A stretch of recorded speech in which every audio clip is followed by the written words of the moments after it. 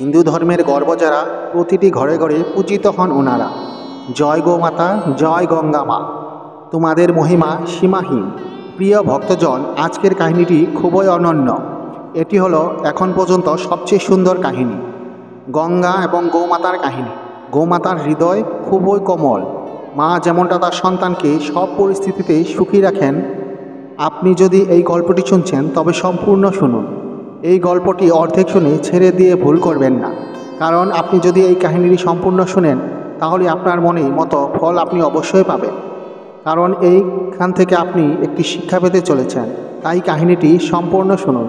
আপনি যদি শিবভক্ত হন তবে ভোলেনাথকে কখনোই অসম্মান করবেন না।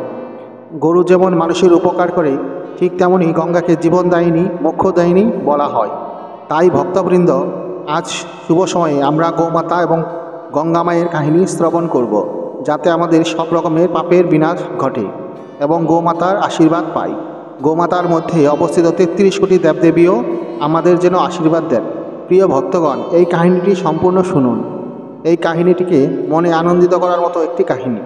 এই কাহিনী একবার শুনলে আপনি ভাববেন না যে আপনি আপনার বহুমূল্য সময় নষ্ট হয়েছে। আপনি ভগবান ভোলানাথের ভক্তিতে হারিয়ে যাবেন। ভোলানাথ গোমাতা এবং গঙ্গা মায়ের মধ্যে দ্বন্দ্বকে কীভাবে শেষ করেছিলেন, কীভাবে ওনাদের মধ্যে প্রেম বাড়িয়েছিলেন। তো চলুন কাহিনী এবার শুরু করা যাক। ওং গণপতে নমঃ। ওং নমঃ শিবায়। প্রিয় শ্রোতা, এক সময়ের কথা, যখন নারদমুনি গৌমাতা এবং গঙ্গা মায়ের মধ্যে বিবাদ করিয়েছিলেন। দুজনের মধ্যে মতভেদ হয়ে গিয়েছিলেন।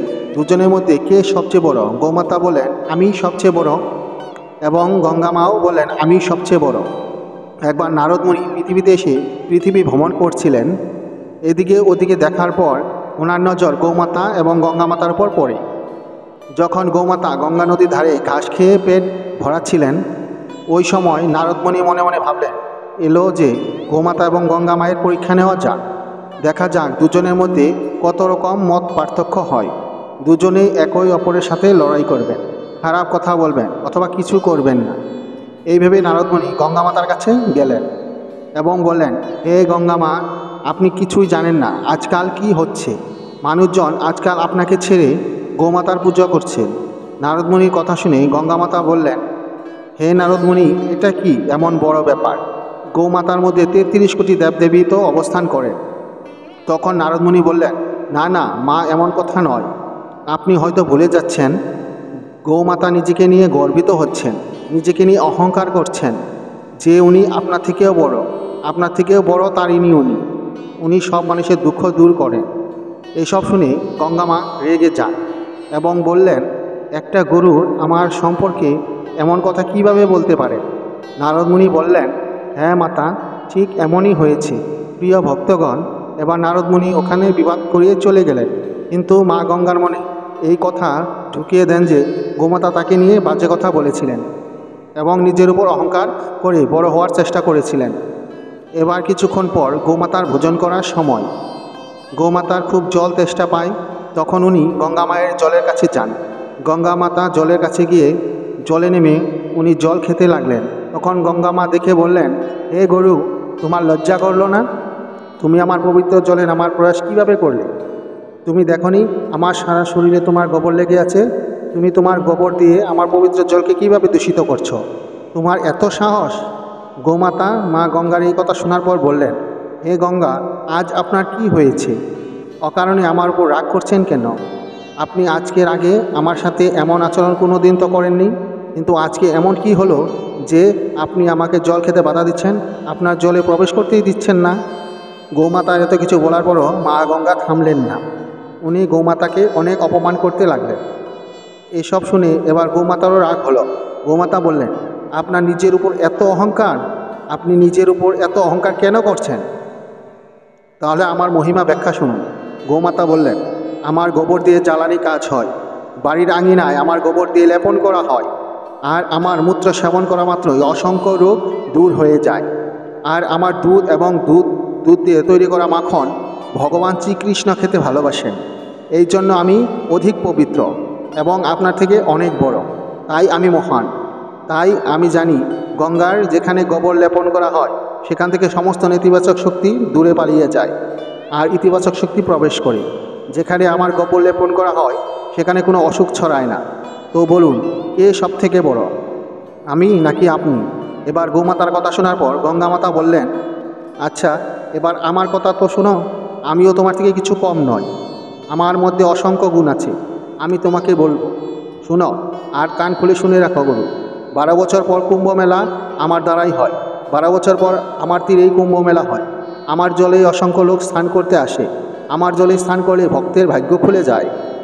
এছাড়াও আমি ভগবান শিবের জটার মধ্যে থেকে বেরিয়েছি। এটা কোনো সাধারণ কথা নয়। ভগবান ভোলান স্বয়ং আমাকে তার মাথায় স্থান দিয়েছেন।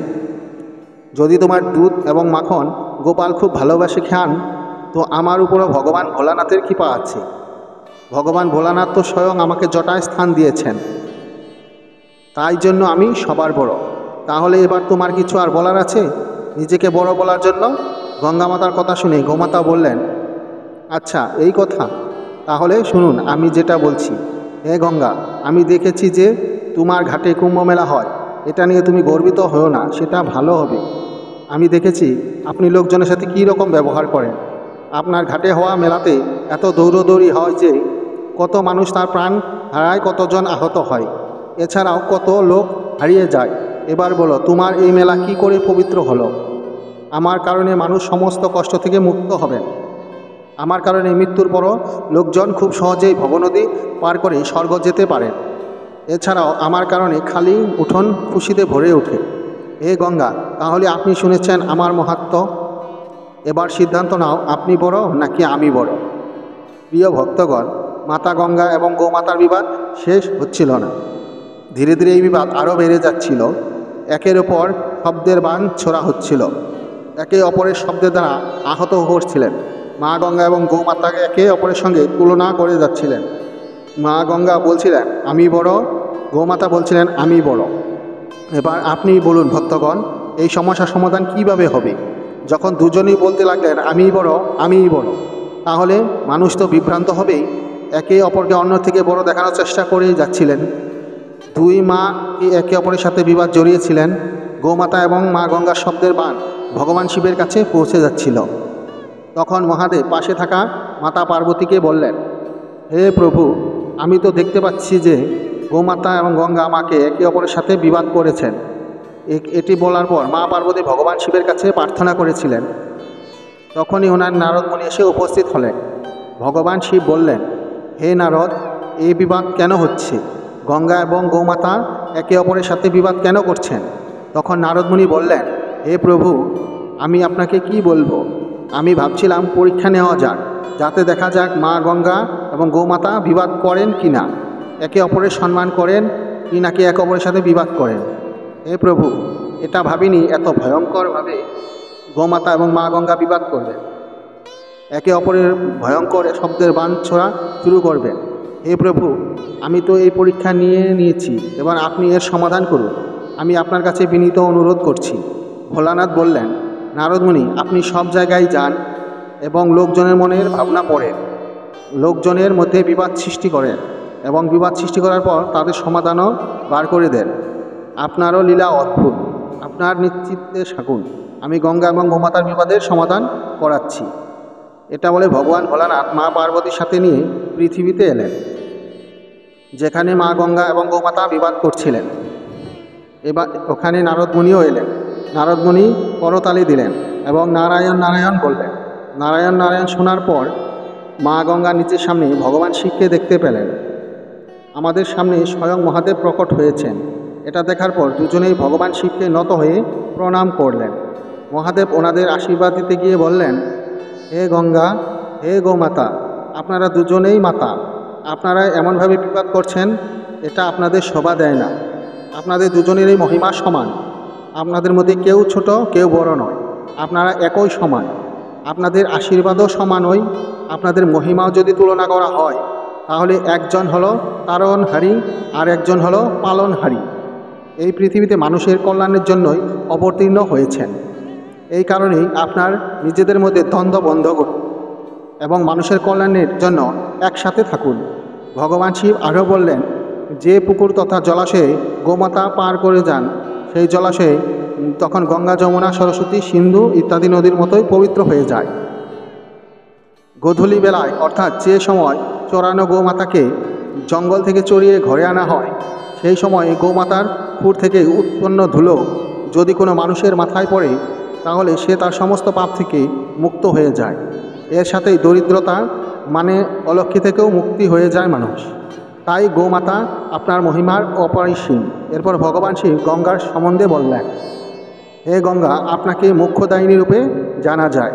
এটা এই কারণেই যে পৌরাণিক সময় থেকেই এটাই মানা হয়েছে যে গঙ্গা স্নান করলে সমস্ত পাপের বিনাশ ঘটে এবং পূর্ণ লাভ হয়।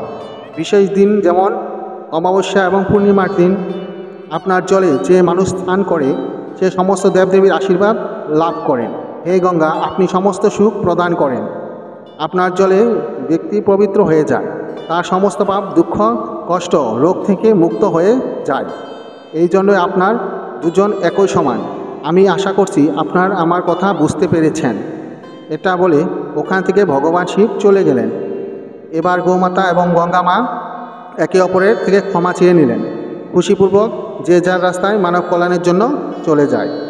এবার ওখান থেকে নারদ মুনি নারায়ণ নারায়ণ বলে চলে গেলেন। তো প্রিয় ভক্তজন, ভক্তি মনে বলুন ওম নমঃ শিবায়। এই ভিডিওটি বলার সময় যদি কোনো ভুল হয়ে থাকে তাহলে আমি ক্ষমা প্রার্থী। আশা করি আপনাদের সবার এই ভিডিওটি ভালো লেগেছে। ভিডিওটি ভালো লাগলে ভিডিওটি একটি লাইক দিন। আপনি যদি শিবের ভক্ত হন তাহলে কমেন্টে অবশ্যই হর হর মহাদেব লিখুন। এবং চ্যানেলটি সাবস্ক্রাইব করে আমার পাশে থাকুন। দেখা হচ্ছে পরবর্তী ভিডিওতে। আপনারা সবাই ভালো থাকবেন। ধন্যবাদ।